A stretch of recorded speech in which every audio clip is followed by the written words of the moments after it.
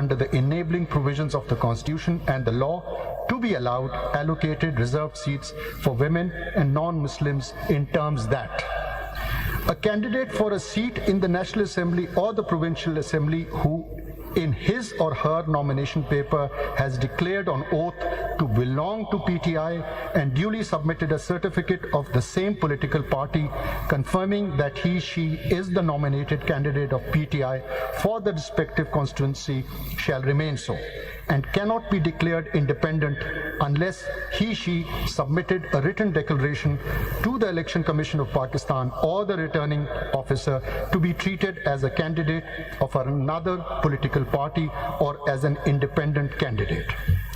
A returned candidate to the National Assembly or the Provincial Assembly who in his nomination paper has declared on oath to belong to PTI and duly submitted a certificate of the same political party confirming that he/she is the nominated candidate of PTI for the respective constituency shall remain so.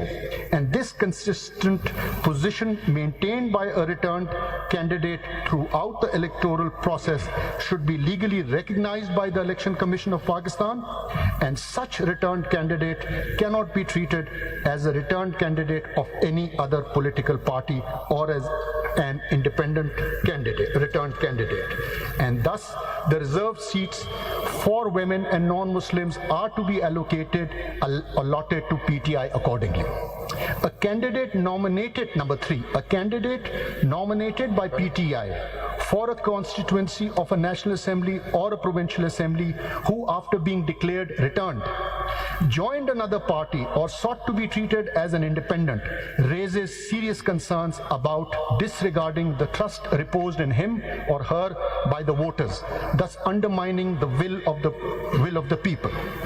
And number 4, the legal implications, effects, consequences of the determination made above in paragraph 2.2 and 2.3, as well as the actions or inactions of Election Commission of Pakistan thereon, although deeply concerning, have not been challenged in the present appeals and petitions, and the persons who would be affected or aggrieved are not parties before this court.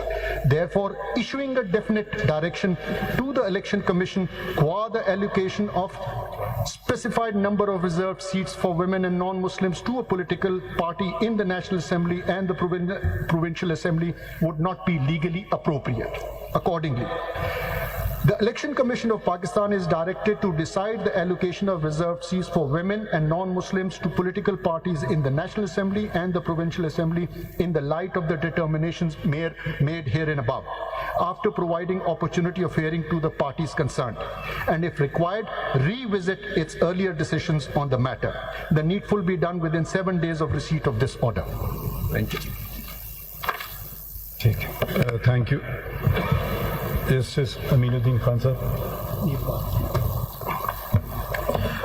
For the reasons to be recorded later, I dismiss the appeals, petitions, as well as CMAs, and the judgment of the Peshawar High Court is upheld.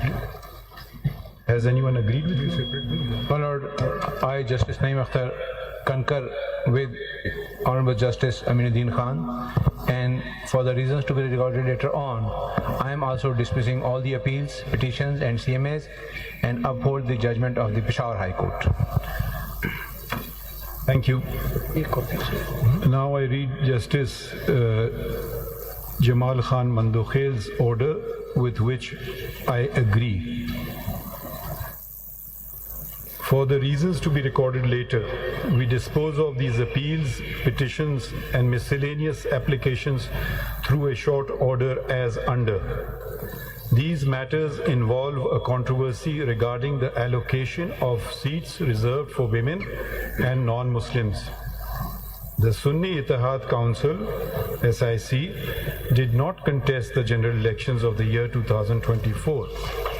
SIC, which demands allocation of reserved seats on account of inclusion of independent parliamentarians in it, did not secure a single seat in the National Assembly or any of the provincial assemblies, nor submitted a list of its candidates for seats reserved for women and non-Muslims.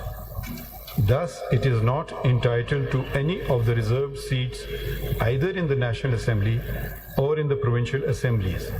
The impugned judgment and order dated 1st March 2024 of the Election Commission of Pakistan, hereinafter ECP, to such extent is upheld.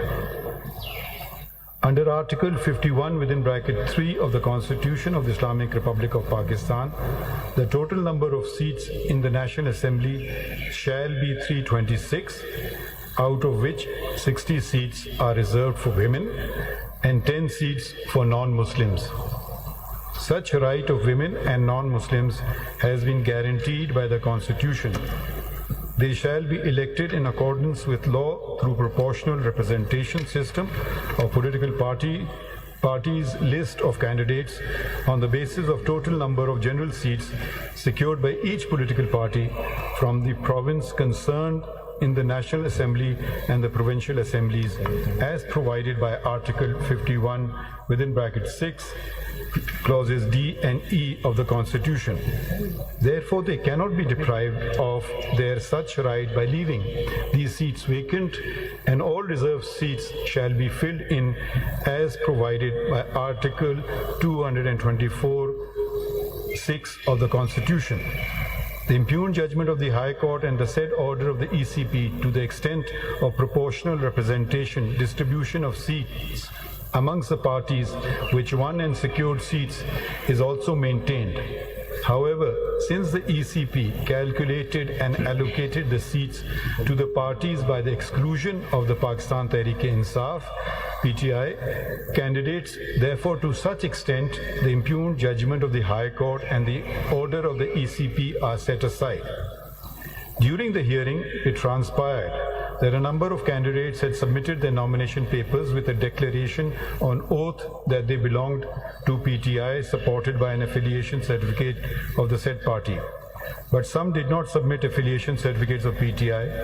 They are members of national and respective provincial assemblies affiliated with PTI. The ECP, by misinterpreting the judgment of this court dated 13 January 2024, which was regarding non-holding intra-party elections in PTI, wrongly mentioned the said candidates of the PTI as independents in Form 33 of the election rules. The ECP had no authority to declare validly nominated candidates of a political party to be independent candidates. Similarly, a candidate once declared himself or herself as a candidate of a political party could not subsequently resile from his candidature of a particular party after the last date of withdrawal of the nomination papers. It is important to mention here that neither the PTI nor any candidate affiliated with PTI approached either this court before or during the hearing of these proceedings or the High Court to challenge the decision of the ECP, declaring them as independents. However, in view of the fact that the appeal and the petition are a continuation of election proceedings before the ECP, we can look into the vires of the decision of the ECP in the light of the provisions of Article 51D and E of the Constitution, read with sections 66, 67 and 104 of the Elections Act 2017 to safeguard the interest of women and non-Muslims. As a consequence whereof, the candidates who had submitted their nomination papers and or affiliation certificates by the last date of withdrawal of the nomination papers declaring that they belong to PTI and had not filed a document showing affiliation with another political party should have been treated as the parliamentary party of PTI.